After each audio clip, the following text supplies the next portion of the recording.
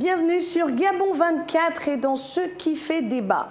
Notez que si le sujet a longtemps été tabou, il détient cependant la palme d'or des sujets les plus hésités ces derniers mois au Gabon. La question du harcèlement en milieu scolaire et estudiantin mérite que l'on s'y attarde car il produit des effets néfastes sur les victimes mais pas seulement. Au banc des accusés, la société civile, la famille, l'État, car toutes les politiques élaborées à ce jour restent dans les placards de la réflexion alors que le mal, lui, est bien réel et profond. Pourquoi? Quelles solutions à court, moyen et long terme? Violence physique, psychologique ou menaces, intimidation? Le phénomène gagne du terrain. Causes et conséquences, rôles et responsabilités, cela suscite le débat. Et pour cerner les contours de cette problématique du harcèlement en milieu scolaire et estudiantin, Gabon 24 reçoit Roger Darnel Nguema Ondo. Il est procureur de la République près le tribunal de première instance de Mouila. Merci monsieur le procureur d'avoir fait ce long voyage pour nous édifier sur cette question. Merci à vous, madame. Merci. En face de vous, il y aura monsieur Fridolin Vemessa. Il est secrétaire général du syndicat de l'éducation nationale. Merci à vous également d'être là. Vous n'êtes plus à présenter sur le plateau de Gabon 24. Il y aura un plus jeune, Dorlan Chanceli Olengue. Il est vice-président numéro 4 de l'Union nationale des étudiants du Gabon. Merci d'être avec nous. Merci, merci. Le problème, il est bien réel, messieurs. Avant que d'entrer dans le vif du sujet, monsieur le procureur, vous êtes la loi sur le plateau de Gabon 24. Ce jour, définissez-nous dans des mots les plus simples pour que nul n'en ignore ce qu'est le harcèlement. Merci, madame, pour cette opportunité, pour une question d'actualité. Le phénomène de la sexualité ou l'harcèlement sexuel en milieu scolaire et estudiantin est une réalité. Alors, pour venir à votre interrogation, le harcèlement sexuel, où il y a harcèlement sexuel, alors c'est le fait pour une personne d'imposer de façon répétée des propos ou d'afficher un comportement ayant une connotation sexuelle à l'endroit d'une autre personne.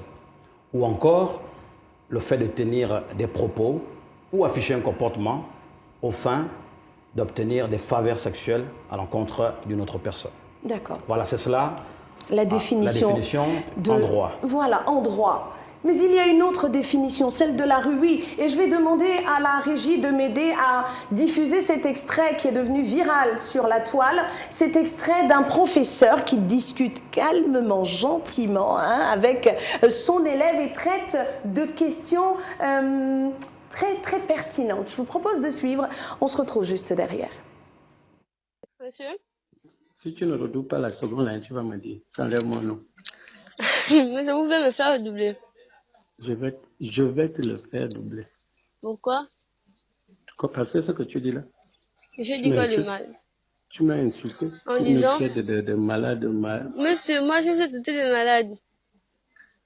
Tu as inventé un faux problème, toi et moi, machin, je suis ton père. Je suis désolée si je vous ai vu comme un père que vous non, n'êtes pas. Dis-moi d'abord. Moi je suis déjà trop grande, je ne peux pas doubler la seconde, je vais arriver en terminant à quel âge? C'est ça, tu vas même arriver après 2 ans. C'est-à-dire que la première, on ne t'a pas dit que la première, ceux qui sont partis vont redoubler. Tu redoubles encore la première. Ça te fait encore 3 ans avant d'arriver en terminale. Ça te fait 4 ans maintenant. Comme ça, tu vas comprendre qu'il ne faut pas faire ce que tu fais là. Roger Darnel Nguema Ondo, comment décrire ce comportement, cet échange? Merci. Alors, au regard de la définition que nous avons donnée au préalable, vous constatez dans cet audio qu'il y a des propos qui sont tenus de façon répétée et ces propos sont imposés. Et la contrepartie de ces propos, c'est d'obtenir, l'interlocuteur, le monsieur, l'enseignant, veut obtenir des faveurs sexuelles. Voilà, donc nous sommes là dans un exemple patent d'harcèlement sexuel en milieu scolaire. D'accord. Je reviens vers vous. Gardez cette partie qui est importante. Monsieur Vemessa, vous êtes du syndicat de l'éducation nationale. C'est un enseignant qui parle à son élève. Les responsabilités sont partagées, vous me direz. Mais quelle est votre réaction à la suite de ce que l'on vient d'entendre? Bien, moi je voudrais revenir sur la définition du concept S'il vous plaît. harcèlement. Je parle de la définition proposée par l'Organisation internationale du travail, à laquelle nous appartenons en tant que travailleurs. L'OIT définit la violence ou le harcèlement comme un ensemble de comportements et de pratiques inacceptables qui ont pour but de causer ou de susceptibles de causer un dommage physique, psychologique, sexuel ou économique.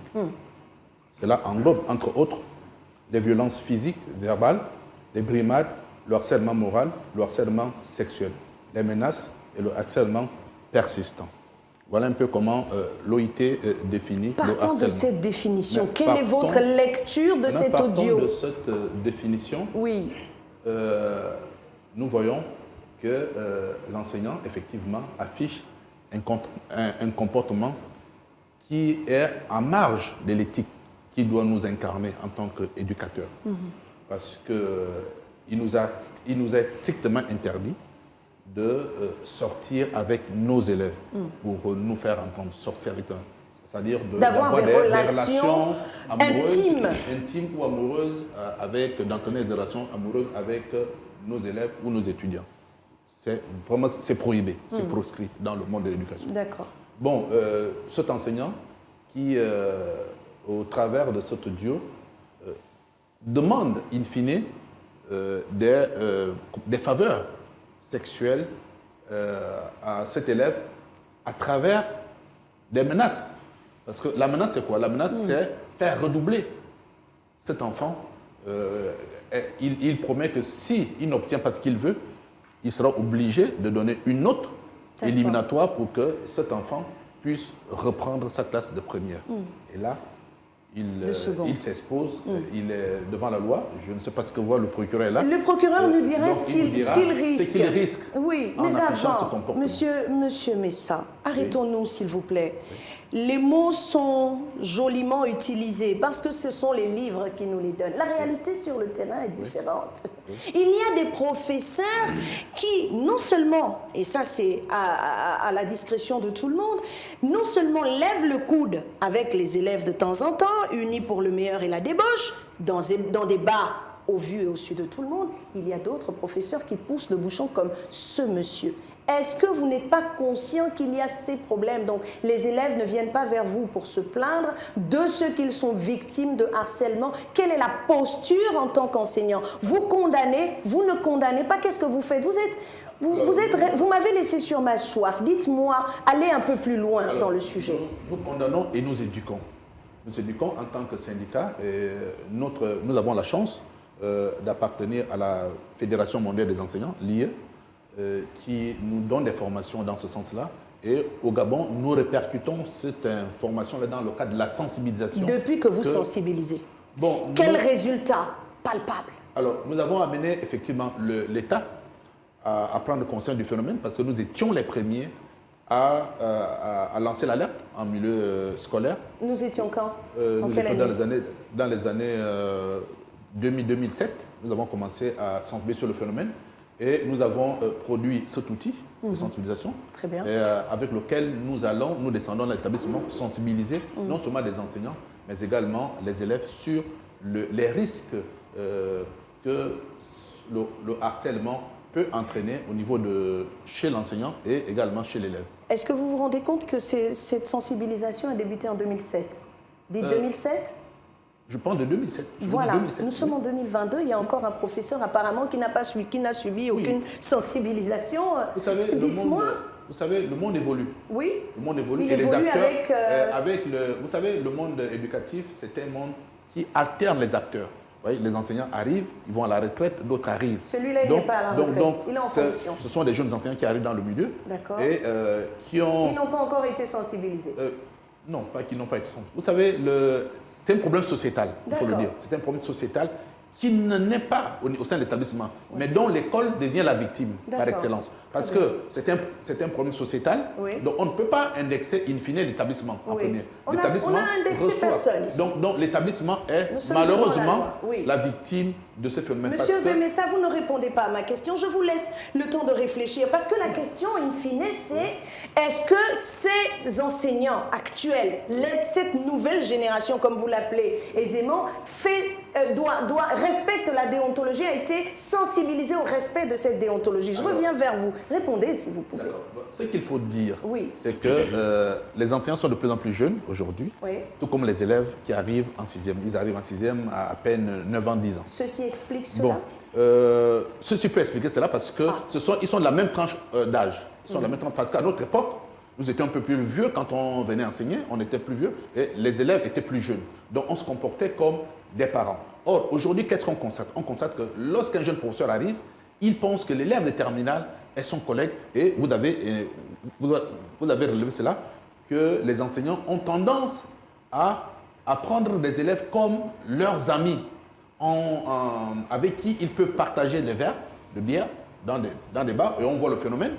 Et nous, en tant que syndicat, nous essayons de tout faire pour sensibiliser les enseignants sur ce phénomène. Parce que au-delà de la sensibilisation, vous faites quoi? Mais nous, on s'arrête au niveau de la sensibilisation. D'accord, et restons là. L'État est habilité à sanctionner. Et nous interpellerons l'État très prochainement sur un autre plateau. Vous êtes le représentant, le vice-président numéro 4 de l'Union nationale des étudiants du Gabon. Tout à fait. L'université, c'est véritablement... j'allais sortir une expression qui ne doit pas sortir à la télévision, mais l'université est un stade où la compétition est rude entre enseignants et élèves. Il y a des professeurs qui outrepassent leurs fonctions. Il y a des élèves qui jouent de leur physique pour obtenir les faveurs des enseignants. C'est véritablement le théâtre de plusieurs infractions, je vais le dire comme ça. Qu'est-ce que vous nous dites?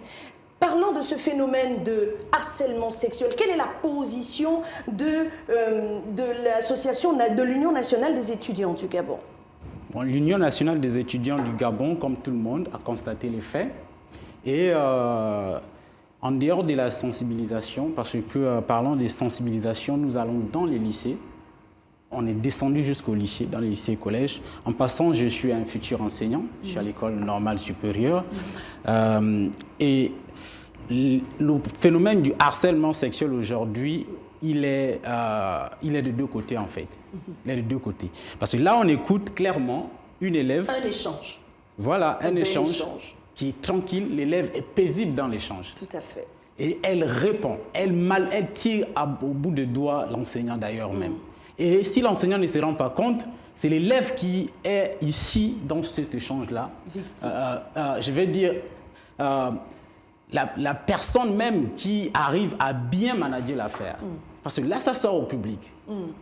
Tout le monde a l'information. Or, qu'est-ce qu'on a remarqué au niveau de l'UNEG? Lorsqu'on a fait, par exemple, les enquêtes sur le terrain, on a retrouvé comme ça des élèves qui sont passés en témoignage. Il y a une dans un lycée privé de Libreville, elle dit qu'elle arrive en seconde, elle avait un groupe d'amis. Ils étaient 2 hommes, 5 filles. Et le groupe dit, est-ce que tu peux aller comme ça séduire l'enseignant? Comme ça, à la suite, si tu y arrives, on va avoir les faveurs de cet enseignant-là. Je ne dis pas que je suis comme ça en train de dire que c'est parce que c'est l'élève qui... Vous condamnez les élèves? Je condamne Vous êtes l'union des étudiants? Je condamne les deux parties en fait. Mais plus l'élève... Pourquoi? Non, plus l'enseignant. Parce que l'enseignant, au détriment de tous, c'est lui l'adulte. Oui, et l'enseignement, le milieu de reprendre. l'enseignement n'est pas seulement un milieu d'instruire, mais c'est aussi un milieu pour éduquer. Et l'enseignant doit être un modèle pour la société. L'enseignant doit susciter les vocations d'ailleurs lorsqu'il enseigne. Dans le cas de figure, ce que je peux dire. Oui. Ce que je peux dire, c'est que le phénomène, il a dépassé tous les niveaux et il revient du quartier et il faut le traiter à tous les niveaux. Parce que cet enseignant est aussi... À votre niveau? À notre niveau. Comment on le traite? À notre niveau, nous avons mis en place un numéro, lorsque nous allons dans les campagnes de sensibilisation, on ne se limite pas seulement, parce que l'élève, parfois, il a peur de parler, il a peur de dire certaines choses aux parents et tout, mais nous sommes jeunes, on arrive, on dit à l'élève, lorsqu'un problème comme ça se pose, quand vous sentez une pression de la part de l'enseignant, voici, vous pouvez nous contacter au niveau de l'UNEG et nous, on en fait notre problème. Et comme ça, on va régler, monsieur Combien de plaintes à ce jour Aujourd'hui, avez-vous reçu? On a reçu comme ça plus de 17 plaintes. Et Juste 17. plus de 17. Le phénomène, il est réel. Ce sont des centaines, des milliers de personnes qui sont harcelées. Il y a ce facteur-là de la réticence aussi à l'endroit des élèves. Et Les élèves pensent que l'enseignant, les élèves pensent que l'enseignant est encore dans ce système pédagogique qu'on appelait le béavirus, c'est-à-dire où l'enseignant est le détenteur, le maître et même le bourreau. Or, on est dans désormais un système pédagogique qu'on appelle le socio-constructivisme où l'enseignant est l'accompagnateur. Et par ce tact-là même, l'enseignant ne doit pas exercer une pression extraordinaire sur l'élève. Or, les élèves ont encore dans les mentalités le fait que si moi j'arrive à dire des choses à l'endroit de l'enseignant, quelles seront les répercussions par exemple? Est-ce que l'enseignant ne va pas taper sur moi? Dorlan Chanceli. Olengue, oui, réagissez, s'il vous plaît. Je pense qu'il faut établir les responsabilités. C'est à ce niveau que j'arrive. Le phénomène est à double sens. Les élèves harcèlent les enseignants. Les enseignants harcèlent les élèves. Et les enseignants harcèlent les élèves. Bon, maintenant, dans ce cas de figure, vous voyez, lorsqu'on analyse, moi je ne suis pas expert en analyse, mais je constate que, comme le jeune l'a dit, l'élève manipule l'enseignant. Mais l'enseignant n'est pas intelligent. Il n'a pas compris. Voilà, il n'a pas compris. Parce que l'élève est intelligente, elle manipule l'enseignant qui malheureusement tombe dans le coup du harcèlement parce qu'il affirme que s'il n'obtient pas ce qu'il veut, parce qu'il a dit, tu sais ce que je veux. S'il n'obtient pas les faveurs sexuelles, par conséquent, il va tout faire pour que l'élève reprenne sa classe. Là, il est en faute. D'accord. Vis-à-vis de l'administration et vis-à-vis de la loi. Mais j'aime beaucoup. Je vais m'arrêter là quand même avant de redonner la parole à monsieur le procureur. La vérité, elle est là. Les enseignants draguent les élèves. Les élèves draguent les enseignants. Oui, c'est ça.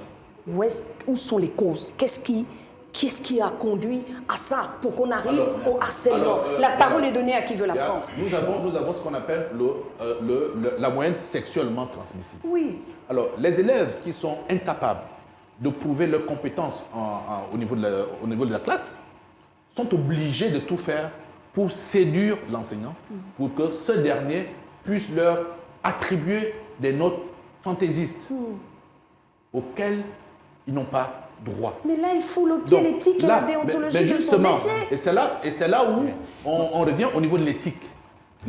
Parce qu'il est dit que lorsque l'enseignant, lui, ne doit pas sortir avec son élève. Oui. S'il se laisse charmer par... Ou s'il succombe voilà, aux avances de l'élève, il est pénalement responsable de l'acte qu'il pose. Il est pénalement responsable. Bon. Dites-nous. Alors, je crois que je vais... Concernant, il y a un problème de responsabilité. Il faut dégager les responsabilités. Les causes et les responsabilités. Alors, donc, je crois qu'en ce qui concerne la petite fille qui fait la cour à son enseignant, c'est anormal. Ça veut dire qu'il faut revoir au niveau de son éducation à la maison. Et si on parle d'éducation à la maison, il faut voir directement les parents. Ça veut dire qu'aujourd'hui, on doit revoir le modèle. Aujourd'hui, on constate que les parents ne sont pas proches ou ne sont plus proches de leurs enfants, ne sont pas regardants sur leurs enfants. C'est-à-dire qu'il nous arrive souvent en juridiction de mettre la main sur des mineurs, des enfants. On appelle les parents. Lorsque les parents arrivent, les parents vous disent ah, on est surpris, c'est un enfant qui est sage à la maison. Mais lorsqu'on présente la situation qui a conduit à l'interpellation de l'enfant, le parent est surpris. Surpris en réalité parce qu'il n'a pas été regardant. Il y a quelque chose qui a failli. Au niveau de la base, c'est-à-dire qu'à la maison, il n'observe pas, il ne fouille pas le sac de son enfant, il n'est pas suffisamment à ses côtés, comme ce fut dans les années antérieures. Alors de l'autre côté, vous avez également les parents, les enseignants, autant pour moi. Il faut revoir au niveau les écoles de formation. Il y a un problème d'éthique. Alors, l'école ou l'université, c'est un temple du savoir. C'est un endroit où doit régner la paix et la sécurité. Et les parents confient leurs enfants dans les écoles et universités pour être éduqués d'une autre manière. Ça veut dire que c'est le prolongement de l'éducation qui commence à la maison. Mais un enseignant qui accepte en réalité l'attitude, si l'initiative vient de l'élève, un enseignant... Il doit y mettre un terme. Bien formé, il doit mettre un terme et attirer l'attention, convoquer les parents. Tout à fait. Pour dénoncer le comportement de leur enfant. Mais ça ne se fait pas. Ça veut dire qu'au niveau de l'enseignement, au niveau de la formation, il y a également du travail. Il faut revoir les systèmes modulaires en matière d'éthique, de déontologie, parce qu'il y a un souci. D'accord. C'est inacceptable. Vous avez un avis, dites-nous. J'ai quelque chose à dire à ce propos. Dites-nous rapidement. En fait, lorsque le procureur, monsieur le procureur, en fait, le problème vient de la crise même de l'éducation au niveau même parental. Parce qu'aujourd'hui, on parle du harcèlement sexuel. Mais vous avez des enseignants qui sont arrêtés aux sorties de salles de classe, des lycées, par des parents d'élèves qui cherchent à monnayer les notes de leurs enfants. Et quel exemple ils montrent à cet enfant-là? Certains élèves tombent dans le coup de la facilité de la vie qui commence déjà depuis Mais lorsque le parent vient... L'éducation de base. D'accord. Lorsque Monsieur Olengue, lorsque le parent arrive et dit « Monsieur Mvemessa, il faut que mon enfant passe en CM2, je vous donne 200 000 ». Le maître qui est campé sur sa position d'éducateur, qui a son éthique et sa déontologie dans la poche, il va dire non simplement. Mais s'il foule au pied la déontologie de son métier, il se livre à plusieurs actes je vais vous donner, répréhensibles. Dites-nous, rapidement, on referme cette première partie. Voilà, vous savez, on voit le harcèlement sexuel, mais il y a plusieurs types de harcèlement. De harcèlement, on a plusieurs. Physique, tout à fait. Vous avez la brimade, vous avez les élèves qui obligent d'autres élèves à leur amener de l'argent chaque jour. Psychologique. Donc psychologique. Donc il y a plusieurs types de harcèlement en milieu scolaire. D'accord. Et le phénomène qu'on indexe aujourd'hui, c'est le harcèlement sexuel parce que c'est lui qui est mis en évidence. D'accord. Mais il n'y a pas que lui en milieu scolaire. D'accord. Parce que la violence. Quelles sont les causes? La violence aujourd'hui, c'est la prise des drogues. La prise des drogues. Vous accusez la drogue. Vous avez des chefs de gang dans l'établissement scolaire, des chefs, des enfants qui se comportent en chefs de gang, qui imposent, qui distribuent qui sont connus, des fichiers de la police. Parce que le plus souvent, les parents haut placés interviennent. Parce que les parents haut placés, en dehors de cette position. Parce qu'au lycée, nous avons eu même mort d'homme à OIM. On a un mort d'homme au lycée. Monsieur Vemessa. Nous avons reçu mort d'homme au lycée d'État. Parce que c'était pas le harcèlement sexuel. Mais qu'est-ce que vous faites? On a vu les enseignants toujours se lever pour revendiquer les primes. Vous faites quoi? Mais nous revendiquons justement. Vous revendiquez quoi? Mais quand on ferme l'établissement. Fermer l'établissement, est-ce que c'est la réponse? Au lycée Mba, nous avons. Mais justement, pour dénoncer, pour susciter la réaction de l'État. Lorsque le jeune ancien, un jeune élève avait été tué au lycée Mba, au lycée d'État. Parce qu'il avait été agressé par un autre élève. Bon, les enseignants se sont mobilisés, ils ont fermé l'établissement pour attirer attention. Le ministre est descendu sur les lieux. Bon. Pour quelle raison? Mais pour demander à ce qu'on puisse mettre un service de sécurité scolaire pour fouiller les élèves, et ce qui est déjà de mise aujourd'hui, parce que les anciens sont, mais qui fonctionne assez bien, parce qu'aujourd'hui, on enregistre des élèves qui arrivent à l'école avec des couteaux, avec des tournevis, avec du cobolo, avec des drogues dures. Donc, ça, c'est un travail de sensibilisation que les syndicats ont fait, qui a produit les effets positifs. Très bien, on va revenir dessus. Cause, rapidement, avant qu'on referme cette première partie. En dehors de cette position, il y a le phénomène du repli identitaire et le phénomène de l'ethnocentrisme. Il y a certains enseignants sur la base du repli identitaire ou de l'ethnocentrisme. Mais c'est très grave. Parce que l'enseignant considère que telle ethnie n'étant pas supérieure à la mienne, lorsque je suis affecté dans un coin du pays, Je dois faire du mal, par exemple, à X ethnie au lieu de Y ethnie. Mais c'est très et faire grave du ce mal, que ça vous dites. passe. Je dis, soutenez- c'est sur la Qu'est-ce base qui des soutient enquêtes. vos dires? C'est Ah, sur vos enquêtes. la base des D'accord. enquêtes du terrain. Monsieur le On a procureur, croisé vous avez comme du ça. boulot. On a croisé comme ça certains enseignants Oui. qui sont affectés dans certaines provinces, Oui. qui estiment que cette province-là ne mérite pas, par exemple, les avantages. C'est l'une des causes. Comme ça, voici, c'est l'une des causes. Voilà, et va rapidement. comme ça commencer à faire du mal à ses enfants. Les causes. On va arriver sur les conséquences et les solutions. Les causes. On est arrivé à la fin de cette... Parmi les causes. Alors, Oui, j'ai cité le repli identitaire. Il y a oui. la pauvreté. La pauvreté. La pauvreté est l'une des causes. Oui. L'abandon familial. Oui. Parce que l'absence d'interaction entre l'école et la famille, l'irresponsabilité de Très certains bien. enseignants D'accord. et le laxisme de l'administration. Monsieur le procureur. Les vous consommations refermez de cette- drogue. Oui. Alors, constitue également une cause importante. D'accord. Alors, la majeure partie des infractions qui sont commises par les enfants, c'est sous la base L'emprise de la de la consommation des drogues, D'accord. des stupéfiants, qui rentrent Mais dans là, on les parle écoles de d'université. harcèlement. Et la familiarité, Professeurs, la familiarité enfants. également que les professeurs Le désormais harcèlement ont peut instauré être dû entre également élèves et professeurs. au statut de l'enseignant. D'accord. Vous savez, l'enseignant Rapidement. peut être dans la précarité. D'accord. Parce que là aussi, il faut voir la position de l'enseignant. D'accord. Un enseignant qui vit dans la précarité. Mais ça veut dire ben, qu'il y a du boulot. Ah ben oui, un enseignant qui vit dans la L'éducation précarité. nationale a du boulot. Oui, il faut dire. Certains C'était enseignants- l'erreur. Parce que lorsque l'éducation nationale affecte les enseignants ou recrute les enseignants, il est censé leur verser le salaire immédiatement après. D'accord. Mais les enseignants passent 2-3 ans sans salaire. D'accord, on Donc, revient. ce qui fait On revient. que l'enseignant est exposé à toutes sortes de propositions D'accord. qui sont faites soit par les Indécente ou parents, pas, harcèlement. soit par les élèves. Merci, Monsieur Vemessa. Harcèlement sexuel en milieu scolaire et estudiantin, comment y remédier? Quelques causes ont déjà été égrenées. Dans la seconde partie, les conséquences et pourquoi pas des pistes de solutions. Nous revenons avec les mêmes pour recommencer ce débat. On marque une pause sur Gabon 24.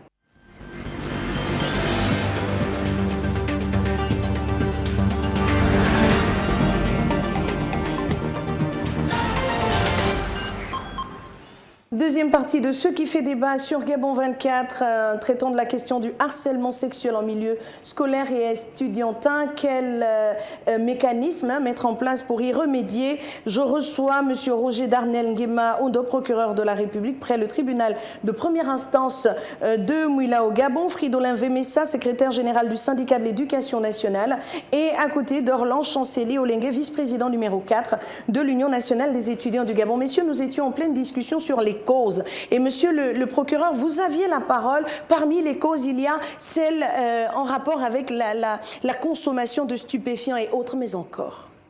Aujourd'hui, les parents sont absents complètement. Et il y a un silence. C'est-à-dire que lorsque les faits sont établis ou il y a des soupçons, on ne dénonce pas.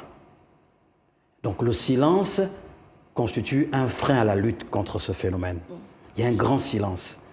Vous allez faire le tour du Gabon dans les juridictions, on va vous dire que les dénonciations ne sont pas faites, ne sont pas enregistrées dans nos services. Parce que le fait de dénoncer participe à la lutte contre ce phénomène. Parce que la poursuite, lorsqu'on ouvre une enquête, ça permet d'identifier les auteurs. Et lorsque cet auteur est interpellé, on protège les futures victimes. Mais dans ce qui se passe au quotidien, ce que nous ne voyons pas, ce que nous n'entendons pas, est-ce que l'élève peut partir de la classe où le professeur est vraiment chaud sur elle ou sur lui, ça peut être professeur homme ou femme, est-ce qu'il peut directement s'adresser au tribunal de la République? Si oui, quelle est la procédure? Alors, effectivement, comme le prévoit l'article 6 du Code de procédure pénale, toute personne physique ou morale qui est lésée peut déposer une plainte pour mettre en mouvement l'action publique. Donc, à chaque fois que vous vous sentez lésé par pénalisation, vous suivez une préjudice, vous pouvez directement aller au tribunal, déposer une plainte. Alors, un petit rappel, ça veut dire que quand vous dites tribunal, vous pouvez arriver au tribunal, mais vous pouvez déposer également votre plainte au commissariat, à la gendarmerie, mais pour que l'ouverture d'une enquête soit faite, afin, justement, pour le cas qui nous est présenté, afin de déterminer les circonstances dans lesquelles l'infraction a été commise. C'est-à-dire dégager les responsabilités là, on a l'audio, mais il faut voir le contour Tout à fait. avant de présenter, s'il y a lieu, la personne devant le tribunal. Donc, bien évidemment, pour revenir à votre interrogation, je suis lésé, je suis victime de harcèlement sexuel, que ce soit la jeune fille ou l'enseignant peut directement se rendre au tribunal et déposer sa plainte dans les services du procureur de la République, dans n'importe quelle province du Gabon. Merci beaucoup, Monsieur le procureur. Monsieur Vemessa, quel rôle les adultes, donc parents ou enseignants, doivent-ils jouer pour que ce phénomène, pas pour le stopper, parce que je pense qu'il a tellement de ramifications qui sont sorties, il a tellement de tentacules qu'il va être difficile pour les uns et les autres à tous les niveaux de le stopper, mais on peut le freiner. Quelle doit être la posture du parent, de l'enseignant aujourd'hui vis-à-vis de ces enfants qui harcèlent les professeurs et les professeurs qui harcèlent les enfants? Quelle doit être la position de l'adulte par rapport à l'enfant et à l'enseignant? Oui, par rapport à l'enfant et à l'enseignant, il faut faire intervenir les trois institutions qui interagissent. Les parents, les enseignants et l'institution, c'est-à-dire l'État. Bien, pour le cas des parents d'élèves, ils doivent interagir avec l'école. C'est-à-dire qu'ils doivent sensibiliser sur le phénomène, ils doivent être également sensibilisés sur le phénomène et l'établissement doit entreprendre la sensibilisation et l'éducation en matière de... Mais ça, on a sensibilisé là. Oui, mais ce sont des actions ça me pèse un peu ce mot sensibiliser, on l'emploie à toutes les sauces, finalement il est galvaudé. Parce que notre rôle c'est de sensibiliser et d'éduquer. D'accord, mais le rôle de la justice c'est de sanctionner. L'école ne sanctionne pas. Non, on ne sanctionne pas. Donc, on n'a pas le pouvoir de sanction. Ce qu'on peut faire, c'est de prévenir. Comment prévenir? Vous avez posé la question. Je suis pas totalement d'avis. Non, on peut dénoncer le phénomène pour que, effectivement, et nous le faisons, les syndicats le font, on dénonce le phénomène parce que, ouais, pour être sûr que là, on est harcelé, là, on a chance parce que c'est un élément audio, on entend le son. Mais dans le cas où il n'y a pas de preuve sonore, qu'est-ce qu'on fait? On se rend compte que l'élève se plaint, que mon professeur n'aime pas, même pourquoi il t'aime pas. Mais au sein des établissements, au sein des établissements, est-ce qu'il y a des personnes vers qui les élèves nous avons des psychologues, mais nous avons les psychologues. Est-ce qu'ils remplissent leur mission quotidienne? Ils remplissent leur mission quotidienne. Alors, mais pourquoi on a encore des cas de harcèlement? Parce que, ils ne sont pas en nombre suffisant. Parce qu'il faut pour un établissement comme le lycée Mba, il faut à peu près 4 ou 8, une dizaine de psychologues. On n'a qu'un seul psychologue pour 10 000 élèves. Doit affecter donc, nous devons avoir plus de psychologues qui écoutent, et puis qui font du counseling au niveau des élèves et des enseignants. Donc, ils écoutent les enseignants, ils écoutent les élèves, ils essaient de trouver en leur sein des solutions aux problèmes. Mais pour l'instant, il n'y en a qu'un seul. Il n'y en a qu'un seul. Dans un donc, il n'y en a pas beaucoup. Maintenant, comment l'enfant il fait? Lui qui est harcelé par son professeur, ou comment le professeur fait? Lui qui est harcelé par son élève, comment il fait là? Comment il fait? Justement, il faut que l'État forme des psychologues en quantité et en qualité. Avant que l'État n'arrive à cette formation. On va au niveau de l'administration, puisque lorsque l'enfant se sent harcelé par le professeur, il va vers l'administration. Vous avez des surveillants, vous avez le directeur d'études, vous avez le directeur de la vie scolaire. Il se rapproche du directeur de la vie scolaire pour se plaindre, effectivement, du censeur vie scolaire, pour se plaindre du phénomène. C'est ce qu'il doit faire. Il se dit, voilà, tel professeur m'a infligé une autre deux notes zéro, sans justificatif, et le censeur vie scolaire convoque le professeur avec qui il s'entretient. Est-ce que vous ne savez pas que l'enfant a peur de ça parce que l'unité des enseignants on va vouloir quelque chose de son contraire. Mais donc la bonne démarche, c'est vous savez, la bonne démarche, c'est de dénoncer le phénomène. D'accord, nous sommes à la télévision, nous avons tendance à vouloir rendre les mots plus jolis, plus audibles. La vérité est différente. Vous savez bien qu'un élève va se plaindre différemment, le corps enseignant va se liguer contre lui. Moi j'ai eu ce cas. Ma fille qui est en terminale m'a interpellé un jour. Il dit, papa, va voir tel professeur. Moi, en tant que étant du métier, je suis parti voir le chef d'établissement de son établissement, de son lycée.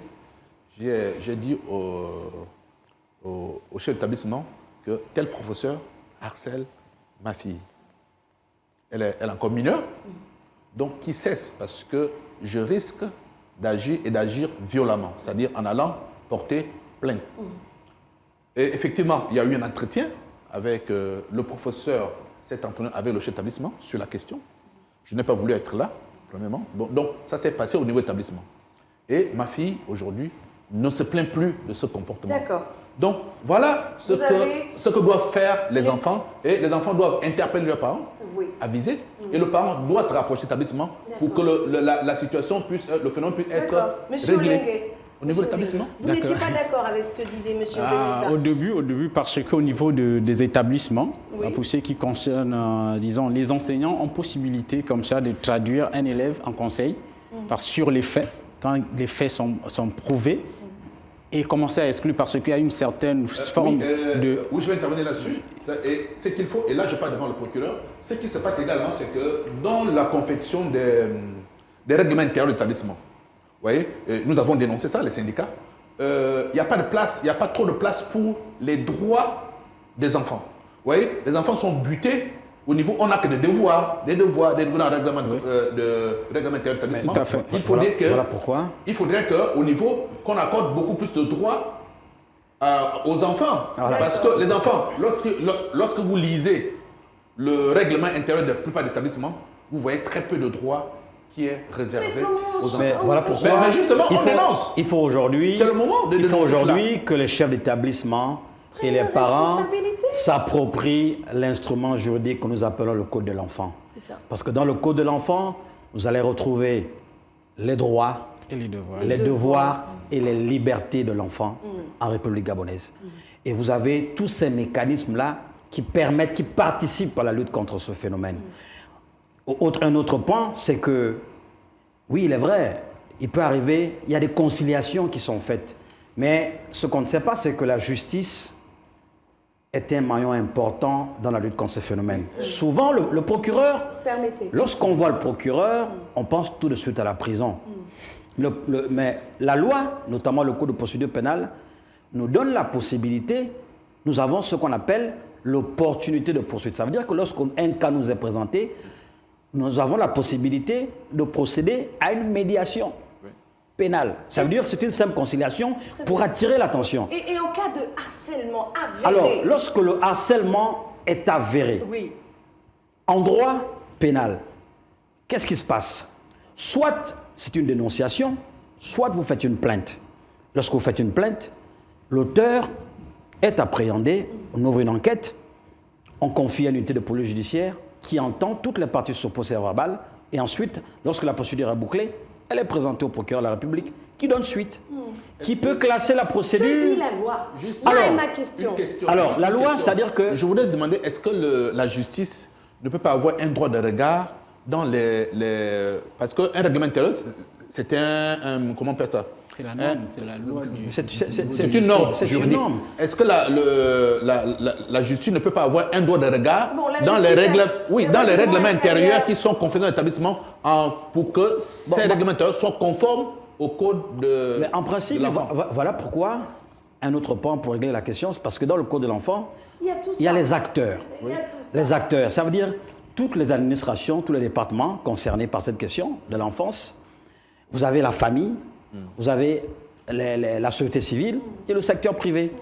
Ce sont ces quatre acteurs-là qui rentrent de plein pied dans justement la gestion de ce fléau. Mais il s'avère qu'aujourd'hui, c'est une réalité. Ces acteurs-là ne sont pas ensemble. Mais pourquoi? Justement, Selon vous. Justement. Comment on règle la question définitivement Alors, si les personnes censées la régler ne pense que- s'accordent parce que pas? ce qui doit être fait de façon pratique, Oui. c'est-à-dire qu'un proviseur, comme le dit la loi sur les violences faites aux femmes prévoit que tout, article 8 notamment, tous les chefs d'établissement, tous les enseignants qui sont informés d'un cas de harcèlement doivent informer automatiquement les autorités compétentes, le procureur. Le procureur n'envoie pas forcément, mais peut ouvrir une enquête parce que l'enquête peut faire ressortir plus d'éléments. C'est ça. C'est-à-dire, la dénonciation fait sortir une seule victime, mais au regard de l'enquête qui sera Il y en ouverte, aura peut-être plus. il y en aura peut-être plus. Tout à fait. Donc la justice Et est le également grand joué un rôle souci- important. Le Voilà. grand souci aujourd'hui, c'est parce que c'est la République au village, en fait. C'est-à-dire que chacun veut couvrir les positions des uns et des autres. On fait disparaître la rigueur parce qu'on estime qu'il y a des sentiments, il y a des familiarités, il y a ceci, il y a cela, qui comme ça, embrigadent un certain nombre d'éléments. Vous allez prendre la loi, par exemple, dans les établissements, la rigueur. Moi, j'en ai entendu parler, la loi Mara, par exemple. C'était des lois qui étaient tellement fortes, c'était des positions qui étaient tellement fortes, de telle sorte que lorsque vous êtes en fraction, on applique au niveau des établissements. Or, qu'est-ce qu'on remarque même au niveau des établissements? Les phénomènes sont parfois connus, mais on prend tellement du temps avant de... Il faut que ça soit grave pour que l'on en parle.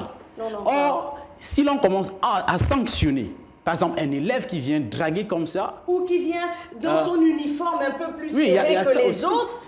Il y a un enseignant qui va passer au témoignage un jour. Il dit, il est en train de faire cours. Un élève qui n'a pas la moyenne à son cours quitte son table-banc, qui était derrière, pour se placer devant nu. Pendant que l'enseignant est devant en train de faire cours, elle montre ses parties intimes. Et cet enseignant continue en disant, je ne sais pas, il faut peut-être aussi interdire aux enseignants de remettre le numéro, par exemple dans les salles de classe, ça c'est aussi important parce que cet enseignant-là, il continue, dit, un soir il est chez lui, il reçoit des images de la nudité de son élève, qui dit, monsieur, voici ce que vous allez avoir. Quel a été son comportement? Voici ce que vous allez avoir si vous m'octroyez la note. Là, devant cette situation, il doit traduire l'élève en conseil de discipline. Dès qu'un élève est puni, les autres autres ont peur. Tout à fait. Or, qu'est-ce qu'on fait? Même lorsque la personne ne s'adonne pas à la chose, mais il ne dénonce pas une C'est une forme mais un autre va tomber là-dedans. Tout à fait. Et par la suite, face à un cas comme ça, quelle doit être la réaction, la bonne réaction, la bonne? Alors, la bonne réaction, c'est la sanction. La sanction parce qu'on ne doit pas tolérer ce comportement, soit de la part de l'élève... On sanctionne l'élève comment? Les deux, on sanctionne les deux. Les deux parce que l'élève passe en conseil de discipline. Et si les faits sont avérés, le règlement intérieur prévoit l'exclusion. Et l'enseignant doit être sanctionné parce qu'il y a la sanction administrative. Tout à fait. Et il peut être soit suspendu de sol, soit suspendu de fonction, ou être affecté disciplinairement. Donc, ce sont plusieurs types de sanctions qui sont prévues par le statut général des fonctionnaires. Donc, on ne crée pas la sanction, elle existe déjà, elle est prévue. Elle existe, mais elle n'est pas appliquée. Il suffit simplement de réactiver les mécanismes. Monsieur Vemessa, regardez la caméra, s'il vous plaît. Monsieur Vemessa, ce que vous dites, ce que ce monsieur Olengue a dit, c'est le quotidien des professeurs. Oui. Donc, les femmes gabonaises sont de plus en plus jolies. La jeune femme gabonaise est de plus en plus belle. Oui.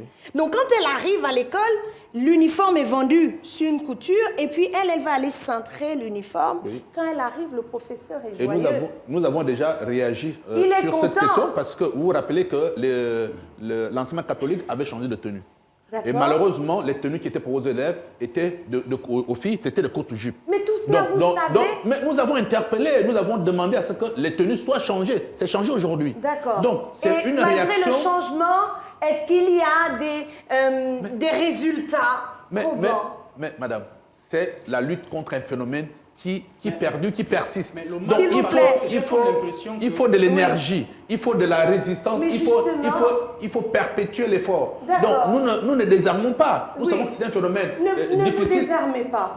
C'est pas ce qu'on vous demande. Mais s'il vous plaît, il faut qu'on lutte de façon pratique, pas seulement dans la sensibilisation. C'est ce qu'on dit que lorsque l'élève harcèle son professeur... Qu'il dénonce. Messieurs, vous êtes avertis. L'enseignant dénonce. Oui. D'autres élèves qui connaissent la situation doivent dénoncer. Si c'est l'enseignant qui harcèle son élève à travers la proposition de note doublement, l'élève doit en parler soit à ses parents, soit à ses amis, soit aller voir le centre scolaire ou le psychologue. Très bien, pour dénoncer. C'est très bien dit. Et de saisir peut-être la justice également. Et la justice, par exemple, jamais ça commence. Alors, et alors, je veux quand même poser ma question. Ce qu'il faut oublier, c'est que c'est la vie de quelqu'un qui est en jeu. Tout à fait. Exactement. Si l'élève, si l'enseignant, si le problème, il augmente, on a l'impression que le problème, il gagne pendant l'intensité. Pendant que vous parlez de sensibilisation, pendant qu'on parle de tout ça, on a comme l'impression que hier, si c'était à 5%, aujourd'hui on est à 80, voire 90%. Qu'est-ce qui expliquerait le fait que l'on puisse, malgré les sensibilisations, n'ait pas trouvé des solutions? Mais c'est parce que aussi l'image... Parce que l'enseignant, c'est un homme. La femme, c'est qui la femme? La femme, c'est le berceau de l'humanité. Vous détruisez la femme, vous avez détruit le pays.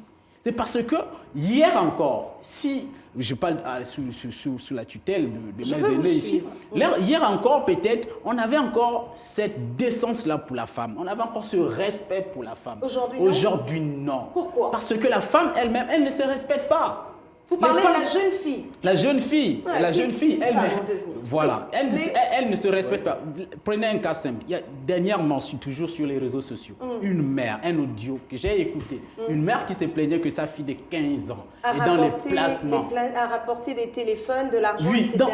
Des placements, des phénomènes qui sont déjà dans les placements. Et donc, su par tous et donc pris en compte par la justice. Par la Du justice, coup, hein. voilà, il y a la justice là, heureusement le procureur est là. Ces choses-là, hier, on a attrapé les élèves dans les bars. Hier, le procureur sionnait. Hier, le procureur mettait de la loi. Aujourd'hui, vous voulez quoi? Aujourd'hui, c'est un désordre total. Mais vous voulez que qu'est-ce qui soit fait pour que ce qui a permis à être bon hier. Parce qu'on ne peut pas tout laisser. Non, oui, mais qu'est-ce que vous voulez? Là, nous sommes arrivés au terme de l'émission. Qu'est-ce que vous voulez qu'il soit fait dans l'immédiat? Dans l'immédiat, on doit revenir à certaines mesures. Les procureurs doivent sillonner dans les rues à de certaines heures. Lorsque la police judiciaire descend dans les rues, vous dites ils utilisent la force. Lorsque la DGR descend dans les rues, vous dites qu'on utilise la force. Lorsque la contre-ingérence appelle les gens, on dit qu'on vous traumatise. Finalement, vous voulez quoi? Puisque pour parvenir à des résultats, il faut que les officiers de police judiciaire fassent leur travail. Comment on fait tout ça? Si déjà la dénonciation qui doit être l'acte premier n'est pas suivi, les enfants ne dénoncent pas, les parents ne suivent pas, comment vous voulez que des choses soient faites? Mais quelles choses? Il faut amener la jeune fille à comprendre sa place. Comment? La place doit être la place de la jeune fille. Comment? En mettant en place des sanctions, des normes, comme je disais, des descentes. Il ne faut pas suivre parce qu'on critique la justice.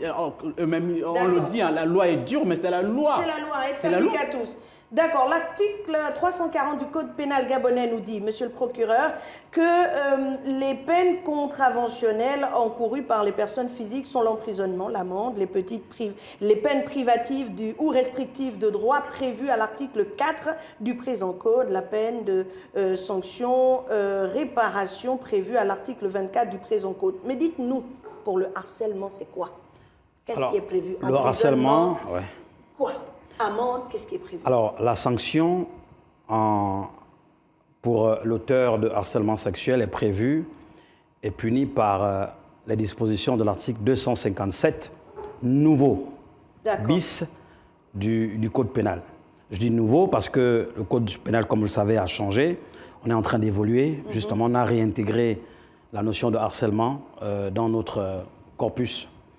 Alors, l'auteur est donc puni d'un emprisonnement de 6 mois au plus et d'une peine d'amende de 2 millions de francs au plus. Donc ça, c'est la peine. Donc, c'est une fourchette. C'est-à-dire que le tribunal va choisir de 1 jour à 6 mois et de 5 francs à 2 millions de francs. C'est ça la sanction dans notre pays. D'accord. Voilà. Mais il faut quand même le rappeler que, hormis le harcèlement sexuel, il y a le harcèlement moral qui est également puni par le Code pénal.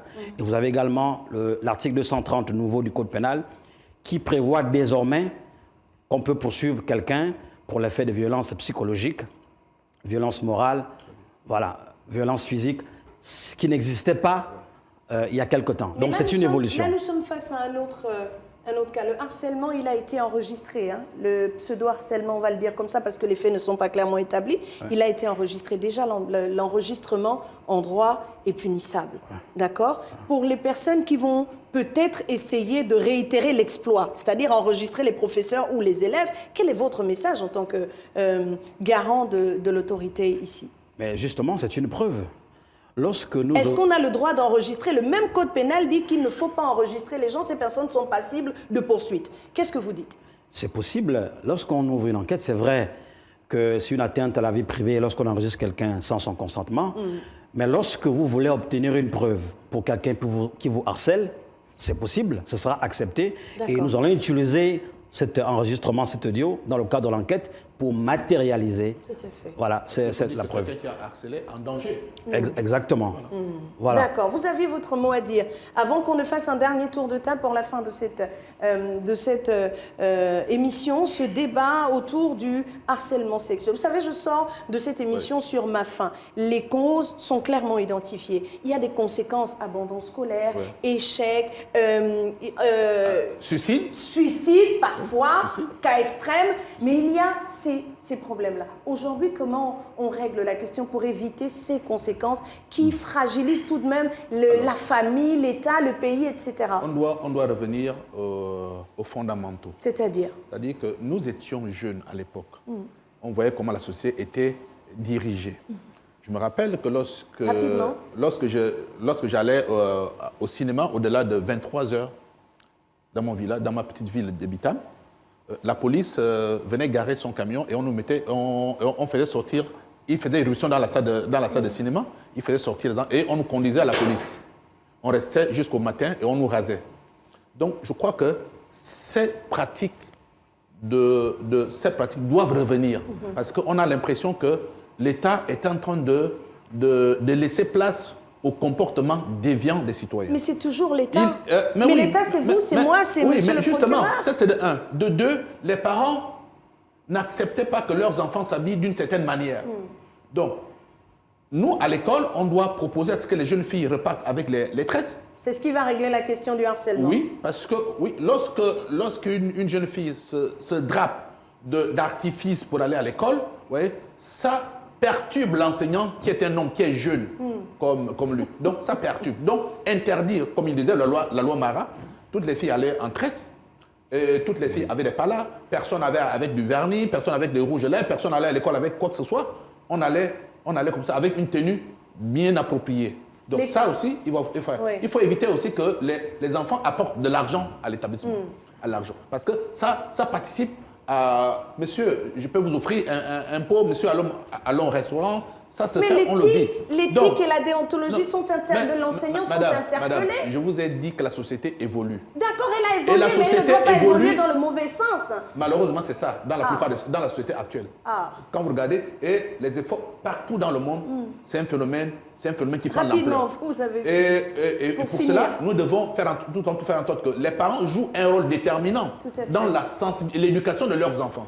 Il faudrait également que la direction d'établissement puisse également jouer son rôle de garant, de gardien et de respect de la norme. Monsieur le procureur, vous avez la lourde tâche de refermer cette émission, ce débat autour du harcèlement sexuel en milieu scolaire. La loi, vous nous l'avez lue, d'accord? Vous avez dit le droit sur les antennes de Gabon 24. Mais qu'est-ce qui doit être fait pour qu'à court, moyen et long terme, le harcèlement sexuel, moral, physique et que sais-je encore, ne soit plus qu'un mauvais souvenir?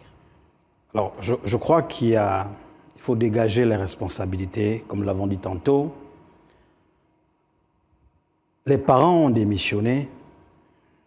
Il faut donc revoir au sein de la famille l'éducation. Ça veut dire qu'il faut inculquer aux jeunes filles, aux jeunes garçons, des valeurs pour qu'ils soient demain des adultes responsables. Et de l'autre côté, en ce qui concerne les enseignants, il faut que les enseignants soient davantage responsables.